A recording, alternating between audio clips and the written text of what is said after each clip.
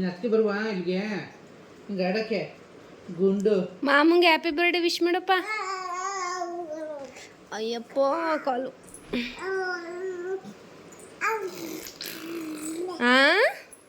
ಉಗ್ದಿ ನೀನು ನನಗೆ. Hi friends, welcome back to my YouTube channel Shubha Manu logs. Friends, ಇದು ನನ್ನ ವೆಯ್ಟ್ ಲಾಸ್ ಜರ್ನಿಯ ಡೇ 7 ಆಗಿರುತ್ತೆ. ನಾನಿಲ್ಲಿ ಬೆಳಿಗ್ಗೆ ಎದ್ದು ಕೆಲಸಗಳೆಲ್ಲ ಮುಗಿಸ್ಕೊಂಡು ಅದಾದ ನಂತರ ಅಡುಗೆನ ಮಾಡ್ತಾಯಿದ್ದೀನಿ, ಅಂದರೆ ಬೆಳಗಿನ ತಿಂಡಿನ ಮಾಡ್ತಾಯಿದ್ದೀನಿ. ತಿಂಡಿಗೆ ವಾಂಗಿಬಾತನ್ನ ಮಾಡ್ಕೊಂಡಿದ್ದೀನಿ. ಅದ್ರ ಜೊತೆಗೆ ಬೆಲ್ಲದ ಪೌಡ್ರನ್ನ ಬಳಸ್ಕೊಂಡು ಪಾಯಸನ ಮಾಡಿದ್ದೀನಿ. ಶಾವಿಗೆ, ದ್ರಾಕ್ಷಿ, ಗೋಡಂಬಿ ಎಲ್ಲನೂ ಸೇರಿಸಿ ಪಾಯಸನ ಮಾಡಿದ್ದೀನಿ. ಏನು ಸ್ಪೆಷಲ್ಲು ಪಾಯಸ ಮಾಡೋದಕ್ಕೆ ಅಂತ ಅಂದರೆ ನಮ್ಮನೆಯವ್ರ ಬರ್ಡೇ ಇವತ್ತು. ಹಾಗಾಗಿ ಅವರು ಸಿಂಪಲ್ಲಾಗಿ ಪಾಯಸ ಮಾಡು ಸಾಕು, ಇನ್ನೇನು ಬೇಡ ಅಂತ ಅಂದರು. ಅಂದರೆ ಅವರೇನು ಸ್ವೀಟ್ ಐಟಮ್ಸ್ ಅಷ್ಟಾಗಿ ಇಷ್ಟಪಟ್ಟು ತಿನ್ನಲ್ಲ, ಅದಕ್ಕಾಗಿ ಪಾಯಸನ ಮಾಡಿದೆ.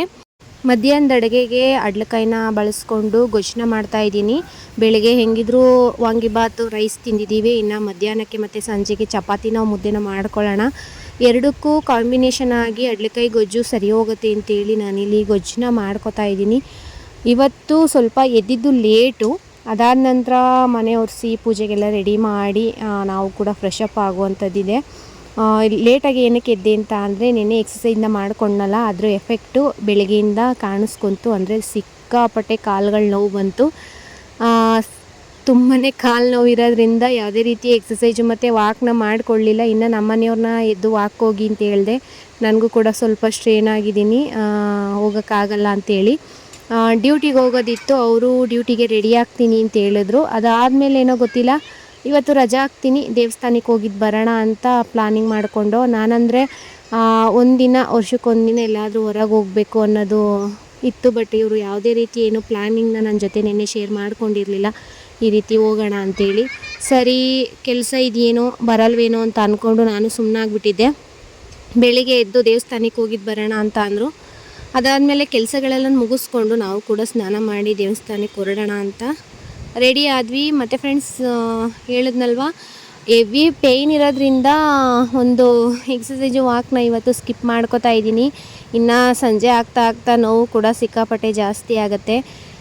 ನನಗೆ ಈ ರೀತಿ ಅನುಭವ ತುಂಬ ಸಲ ಆಗಿದೆ. ಏನಕ್ಕೆ ಈ ರೀತಿ ಆಗುತ್ತೆ ಅಂತ ಅಂದರೆ ಮಧ್ಯದಲ್ಲಿ ಗ್ಯಾಪ್ ಕೊಟ್ಟು ಎಕ್ಸಸೈಜ್ನ ಮಾಡ್ಕೋತು ಅಂತ ಅಂದಾಗ ಈ ರೀತಿ ಅನುಭವಗಳಾಗೋದು. ಅಂದರೆ ತುಂಬಾ ಪೇಯ್ನ್ ಬರ್ತಕ್ಕಂಥದ್ದಾಗುತ್ತೆ.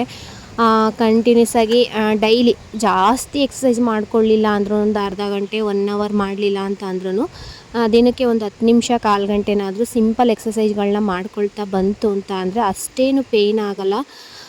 ನಾನು ಅದನ್ನೆಲ್ಲ ಬಿಟ್ಬಿಟ್ಟಿದ್ದೆ. ಈಗ ಒಂದು ತಿಂಗಳೇ ಆಗಿತ್ತು ಎಕ್ಸಸೈಜ್ ಎಲ್ಲ ಮಾಡೋದೆಲ್ಲ ಬಿಟ್ಟಿದ್ದೆ, ವಾಕು ಕೂಡ ಮಾಡೋದು ಬಿಟ್ಟಿದ್ದೆ.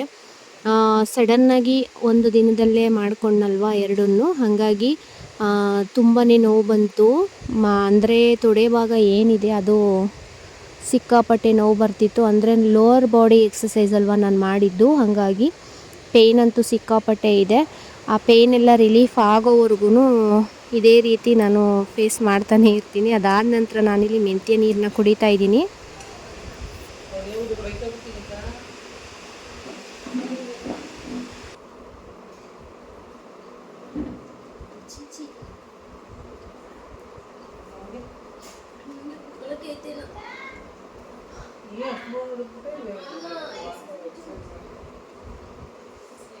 ತಿರುಗಿ ತಿಂದು ನಡ್ದ ಕಣಪ್ಪ ಕೋಳಿಗೆ, ಅದೇನು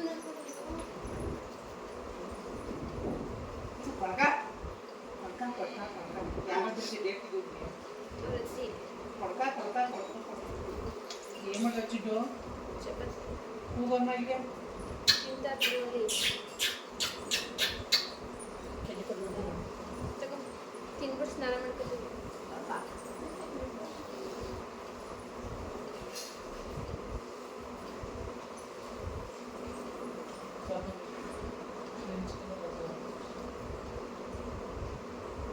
ಮೆಂತ್ಯ ನೀರನ್ನ ಕುಡಿದು ತುಂಬಾ ಹೊಟ್ಟೆ ಹಶ್ವಾಗ್ತಾಯಿತ್ತು. ನಿನ್ನೆ ರೊಟ್ಟಿ ಅಷ್ಟೇ ತಿಂದಿದ್ದಲ್ವ ನೈಟು, ತುಂಬಾ ಹೊಟ್ಟೆ ಹಶ್ವಾಗ್ತಾಯಿತ್ತು. ಅವಲಕ್ಕಿ ಉಪ್ಪಿಟ್ಟು ಇಲ್ಲ ರವೆ ಉಪ್ಪಿಟ್ಟು ನಿನ್ನೆ ಮಾಡ್ಕೊಂಡಿದ್ನಲ್ಲ, ಸೇಮ್ ಅದೇ ರೀತಿ ಮಾಡ್ಕೊಳ್ಳೋಣ ಅಂಥೇಳಿ ಅಂದ್ಕೊಂಡೆ. ಆದರೆ ಆಗ್ತಿರ್ಲಿಲ್ಲ. ಮೆಂತ್ಯ ನೀರು ಕುಡ್ದಿದ ತಕ್ಷಣ ನಮ್ಮ ಚಿಕ್ಕತ್ತೆ ಚಪಾತಿ ಮಾಡ್ತಾಯಿದ್ರು. ಚಪಾತಿ ಮತ್ತು ಅದಕ್ಕೆ ಚಿಕನ್ ಗ್ರೇವಿ ಮಟನ್ ಸಾಂಬಾರು ಏನೋ ಇತ್ತು ಅಂತೇಳಿ ಚಪಾತಿ ಮಾಡ್ತಾಯಿದ್ರು. ನಾನು ಹೆಂಗಿದ್ರು ಗೊಜ್ಜು ಮಾಡ್ಕೋತಾ ಇದ್ನಲ್ಲ, ನನಗೊಂದು ಚಪಾತಿ ಕೊಡಿ, ಅಂದರೆ ರೈಸ್ ಮಾಡಿದ್ನಲ್ಲ, ವಾಂಗಿಬಾತ್ ಮಾಡಿದ್ನಲ್ಲ, ಅದನ್ನು ತಿನ್ನೋದಕ್ಕೆ ಆಗಲ್ವಲ್ಲ ಅಂತೇಳಿ ನನಗೊಂದು ಚಪಾತಿ ಕೊಡಿ, ನಾನು ತಿಂಡಿ ಮುಗಿಸ್ಕೊತೀನಿ ಅಂತ ಹೇಳಿದೆ. ಸರಿ ಆಯಿತು ಅಂದ್ಬಿಟ್ಟು ಚಪಾತಿ ಜೊತೆಗೆ ಚಿಕನ್ ಗ್ರೇವಿನೂ ಕೂಡ ಕೊಟ್ಟು ಕಳಿಸಿದ್ರು. ಚಿಕನ್ ಗ್ರೇವಿ ಮತ್ತು ಪೀಸಸ್ ಎಲ್ಲನೂ ಕೊಟ್ಟಿದ್ದರು ಚಿಂಟುಗೆ ನನಗೆ ಇಬ್ರಿಗೂ ಸೇರಿಸಿ. ಚಿಂಟು ಒಂದು ಚಪಾತಿ ತಿಂದ, ನಾನೊಂದು ಚಪಾತಿ ತಿಂದೆ. ಅದಾದ ನಂತರ ನನಗೆ ಜಾಸ್ತಿ ಆಯಿತು, ಬೇಡ ಅಂತ ಅಂದ. ಸರಿ ಅಂತೇಳಿ ನಮ್ಮನೆಯವ್ರಿಗೆ ಸ್ವಲ್ಪ ತಿನ್ನಿಸಿ ಅದಾದ ನಂತರ ದೇವಸ್ಥಾನಕ್ಕೆ ಹೋಗೋದಕ್ಕೆ ಸ್ನಾನ ಮಾಡಬೇಕಲ್ಲ, ಊಟ ಎಲ್ಲ ಮುಗಿಸಿ ಸ್ನಾನ ಮಾಡೋಣ ಅಂತ ಹೇಳ್ಬಿಟ್ಟು ನಾನು ಅದಕ್ಕೆ ಮುಂಚಿತವಾಗಿಯೇ ಸ್ನಾನ ಮಾಡ್ಕೊಳ್ಳಿಲ್ಲ. ನಾವು ಹೋಗ್ತಾರ ದೇವರಿಗೆ ಚಿಕನ್ನು ಮಟನ್ ಎಲ್ಲ ಮಾಡೋದ್ರಿಂದ ಚಿಕನ್ ತಿಂದು ಸ್ನಾನ ಮಾಡಿ ಹೋಯ್ತು ಅಂದರೆ ಪ್ರಾಬ್ಲಮ್ ಏನಿಲ್ಲ. ಅದಕ್ಕಾಗಿ ನಾನಿಲ್ಲಿ ಫಸ್ಟಿಗೆ ತಿಂಡಿನ ಮುಗಿಸ್ಕೊತಾ ಇದ್ದೀನಿ. ಇನ್ನು ನೋಡ್ತಾ ಇರ್ಬೋದು, ನನಗೆ ಕೂರೋದಕ್ಕೂ ಚೇರ್ ಮೇಲೆ ಸಿಕ್ಕಾಪಟ್ಟೆ ಪೇಯ್ನ್ ಆಗ್ತಿತ್ತು. ಈ ಕಾಲಿಗೆ ದಬ್ಬೆ ಕಟ್ತೀವಲ್ಲ, ಆ ರೀತಿ ನಡೀತಾ ಇದ್ದೀನಿ ಇವಾಗ. ನಾನು ಮಂಡಿಗಳನ್ನ ಮಡಚೋದಕ್ಕೆ ಆಗ್ತಾಯಿಲ್ಲ, ಸ್ಟ್ರೈಟಾಗೇ ನಡಿಬೇಕು. ಮತ್ತು ಇವತ್ತೇನಾದರೂ ನಾನು ಚಿಂಟುನ ಟ್ಯೂಷನ್ಗೆ ಬಸ್ಸಲ್ಲಿ ಹೋಗ್ಬೇಕಾಗಿತ್ತು ಅಂತ ಅಂದಿದ್ದರೆ ಚಾನ್ಸೇ ಇಲ್ಲ, ಹೋಗೋಕ್ಕೆ ಆಗ್ತಿರ್ಲಿಲ್ಲ, ಅಷ್ಟು ಕಾಲು ಪೇಯ್ನ್ ಇತ್ತು. ಸದ್ಯ ನಮ್ಮನೆಯವರು ಬೈಕಲ್ಲೇ ಕರ್ಕೊಂಡು ಹೋಗ್ತೀನಿ, ದೇವಸ್ಥಾನಕ್ಕೆ ಹೋಗಿದ್ದು ಬಂದು ಅದಾದ ನಂತರ ಅಲ್ಲಿಂದನೇ ಮಂಡ್ಯಕ್ಕೆ ಹೊಟ್ಟೋಗೋಣ ಅಂತ ಹೇಳಿದ್ರು. ಮತ್ತು ಬೈಕಲ್ಲಿ ಹೋಗ್ಬೇಕಾದ್ರೂ ಅಷ್ಟೇ ಕುದುಕ್ಲಿಗೆ ಸಿಕ್ಕಾಪಟ್ಟೆ ಕಾಲು ಕೂಡ ನೋಯ್ತಾಯಿತ್ತು. ಇನ್ನು ಈ ದೇವಸ್ಥಾನ ಮದನಟಮ್ಮನ ದೇವಸ್ಥಾನ, ಹೆಣ್ಣು ದೇವರು. ಇಲ್ಲಿ ಮಂಗಳವಾರ, ಶುಕ್ರವಾರ, ಭಾನುವಾರ ಪೂಜೆ ಮಾಡ್ತಾರೆ. ಹೆವಿ ರಶ್ಶು ಮತ್ತು ಫಂಕ್ಷನ್ಗಳು ನಡೆಯುತ್ತೆ. ಬೀಗ್ರೂಟ, ದೇವ್ರ ಹರಕೆ ಮತ್ತು ಬರ್ತ್ಡೇ ಇದೆಲ್ಲ ನಡೀತಾ ಇತ್ತು. ಫಂಕ್ಷನ್ಸ್ ಎಲ್ಲ ನಡೀತಿತ್ತು. ಮಂಗಳವಾರ ಅಲ್ವಾ, ಸ್ವಲ್ಪ ಹೆವಿ ರಶ್ಶೇ ಇರುತ್ತೆ. ನಾವು ಅಷ್ಟೇನು ಕ್ಯೂ ಸಿಸ್ಟಮ್ ಏನಿಲ್ಲ, ಓದೋದಂಗೆ ಹೊರಗಡೆ ಪೂಜೆ ಮಾಡಿಸ್ಕೊಂಡು ಒಳಗಡೆ ಹೋಗಿ ದೇವ್ರ ದರ್ಶನ ಮಾಡುವಂಥದ್ದು. ನಾವು ನಮ್ಮನೆ ದೇವ್ರಿಗೆ ಹೋಗೋಣ ಅಂತ ಅಂದ್ಕೊಂಡ್ವಿ. ಬಟ್ ನಮ್ಮನೆ ದೇವ್ರದ್ದು ದೇವಸ್ಥಾನ ಬಾಗಿಲು ಓಪನ್ ಮಾಡೋದು ಶುಕ್ರವಾರ ಮತ್ತು ಭಾನುವಾರ ಮಾತ್ರ. ಅದಕ್ಕಾಗಿ ಮಂಗಳವಾರ ಇವತ್ತಲ್ವ, ಇವತ್ತು ಬಾಗಿಲು ಓಪನ್ ಮಾಡಲ್ಲ ಅಂಥೇಳಿ ಸುತ್ತಮುತ್ತ ಯಾವ ದೇವಸ್ಥಾನ ಇದೆ ಅಂತ ಯೋಚನೆ ಮಾಡಿಕೊಂಡು ಫೈನಲಿ ಈ ದೇವಸ್ಥಾನಕ್ಕೆ ಬಂದ್ವಿ.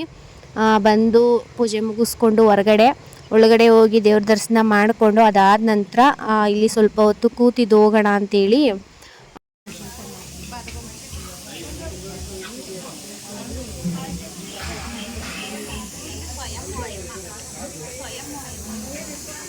ತಿಂದೇನೋ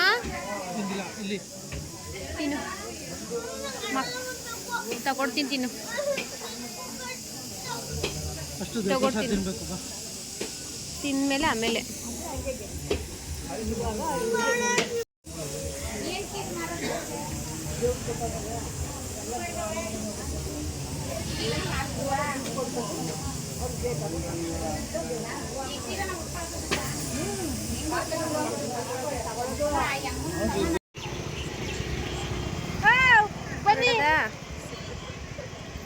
ನಿಂದೊಂಥರ ಮುಲ್ಕು ಕಂಚಿಂಟು.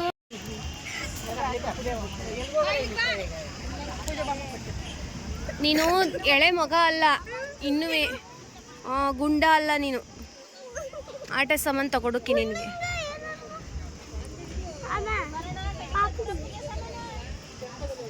ನಿನಗೂ ಇಲ್ಲ, ಅವನಿಗೂ ಇಲ್ಲ. ಅವ್ನು ಆಡೋಕ್ಕೆ ಬರಲ್ಲ, ಆಲೇ ತಗೊಟ್ಟು ಎಲ್ಲ ಎತ್ತಿಟ್ಟವ್ರೆ ಅವನಿಗೆ. ಟೈಮ್ ಆಯ್ತು ನಡಿ ಮನು. ಡೈರೆಕ್ಟು ದೇವಸ್ಥಾನದಿಂದನೇ ಮಂಡ್ಯಕ್ಕೆ ಬಂದ್ವಿ. ಅಲ್ಲಿ ಟ್ಯೂಷನ್ ಪ್ಲೇಸ್ ಹತ್ರ ಬಂದು ಅದಾದ ನಂತರ ಅಲ್ಲಿ ಚಿಂಟುಗೆ ಮಧ್ಯಾಹ್ನದ ಊಟನ ತಿನ್ನಿಸ್ತಾ ಇದ್ದೀನಿ.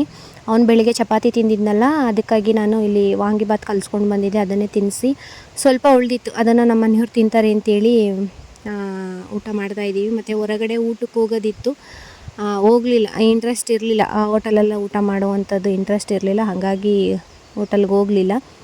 ಮನೆಯಲ್ಲೇ ಅಡುಗೆ ಮಾಡಿ ಇಟ್ಬಿಟ್ಟು ಬಂದಿದ್ನಲ್ಲ, ಇಲ್ಲಿಂದ ಹೋದ ತಕ್ಷಣ ಚಪಾತಿ ಹಾಕ್ಕೊಂಡು ತಿಂದ್ರಾಯ್ತು ಅಂತೇಳಿ ಚಿಂಟುಗೆ ಊಟ ಮಾಡಿಸ್ತಾ ಇದ್ದೀನಿ. ಮತ್ತು ಸೇಮ್ ಪಾರ್ಕ್ಗೆ ಏನು ಬಂದಿದ್ವಲ್ಲ ಮೊನ್ನೆ, ಅದೇ ಪಾರ್ಕಿಗೆ ಹೋಗಿ ಟೈಮ್ ಪಾಸ್ ಮಾಡಿ ಅದಾದ ನಂತರ ಟ್ಯೂಷನ್ ಮುಗಿಸಿದ ನಂತರ ವಾಪಸ್ಸು ಕರ್ಕೊಂಡು ಹೋಗ್ತಾ ಇದ್ದೀವಿ.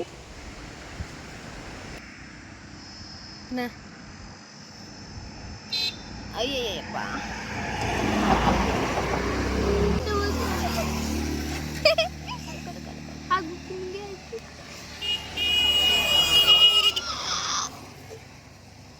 ಅಯ್ಯಪ್ಪ, ಏಯ್ ಮುಟ್ಬಿಡ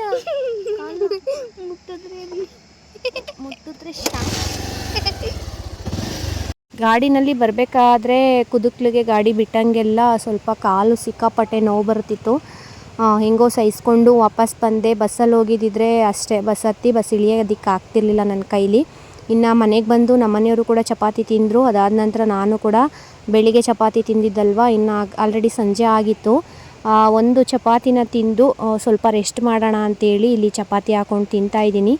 ಚಪಾತಿ ತಿಂದು ಅದಾದ ನಂತರ ರೆಸ್ಟ್ ಮಾಡೋದಕ್ಕೆ ಹೋದೆ. ಸಿಕ್ಕಾಪಟ್ಟೆ ಕಾಲು ನೋಯ್ತಿತ್ತು. ಕಾಲಿಗೆ ಸ್ವಲ್ಪ ಮೂವೆಲ್ಲ ಹಚ್ಚಿ ಬಿಸಿನೀರೆಲ್ಲನ ಹಾಕಿ ಸ್ವಲ್ಪ ಪೇಯ್ನೆಲ್ಲ ರಿಲೀಫ್ ಆಗೋ ರೀತಿ ಮಾಡ್ಕೊಳ್ಳೋಣ ಅಂತೇಳಿ ರೆಸ್ಟ್ ಮಾಡ್ತಾಯಿದ್ದೀನಿ. ಮತ್ತು ಮುಂದಕ್ಕೆ ವೀಡಿಯೋಸ್ ಯಾವುದು ಕಂಟಿನ್ಯೂ ಮಾಡ್ಕೊಳ್ಳಿಲ್ಲ, ಯಾವುದೇ ವೀಡಿಯೋ ಕ್ಲಿಪ್ಪಿಂಗ್ಸ್ನ ತಗೊಳ್ಳಿಲ್ಲ. ಏನಾದರೂ ಎಕ್ಸಸೈಸ್ ಸ್ಟಾರ್ಟ್ ಮಾಡಿಕೊಂಡಾಗ ಈ ರೀತಿ ಪೇಯ್ನ್ ಬಂತು ಅಂದರೆ, ಮೈಕೈ ನೋವು ಬಂತು ಅಂದರೆ ಆರಾಮಾಗಿ ರೆಸ್ಟ್ ಮಾಡಿ ಒಂದಿನ ಗ್ಯಾಪ್ ಕೊಟ್ಟು, ಒಂದಿನ ಇಲ್ಲ 2 ದಿನ ಗ್ಯಾಪ್ ಕೊಟ್ಟು ಮತ್ತೆ ಎಕ್ಸಸೈಸ್ನ ಸ್ಟಾರ್ಟ್ ಮಾಡಿ. ಡಿಸ್ಕಂಟಿನ್ಯೂ ಮಾಡಬೇಡಿ. ಒಂದಿನ ಮಾಡಿಬಿಟ್ಟು ಒಂದು ವಾರಗಟ್ಟಲೆ ಬಿಡೋಕ್ಕೆ ಹೋಗಬೇಡಿ, ಮತ್ತೆ ಅದೇ ರೀತಿ ಪೇಯ್ನ್ ಸ್ಟಾರ್ಟ್ ಆಗುತ್ತೆ. ನಾನು ಕೂಡ ಒಂದಿನ ಇಲ್ಲ 1-2 ದಿನ ಗ್ಯಾಪ್ ಕೊಟ್ಟು ಕಂಟಿನ್ಯೂಸ್ ಆಗಿ ಮಾಡ್ಕೋತೀನಿ. ವಿಡಿಯೋನ ಕೊನೆವರೆಗೂ ನೋಡಿದ್ದಕ್ಕಾಗಿ ಎಲ್ರಿಗೂ ಥ್ಯಾಂಕ್ಸ್ನ ತಿಳಿಸ್ತಾ ಫ್ರೆಂಡ್ಸ್, ಇನ್ನು ನಾಳಿನ ವಿಡಿಯೋದಲ್ಲಿ ಸಿಗೋಣ. ಅಲ್ಲಿವರೆಗೂ ಬಾಯ್.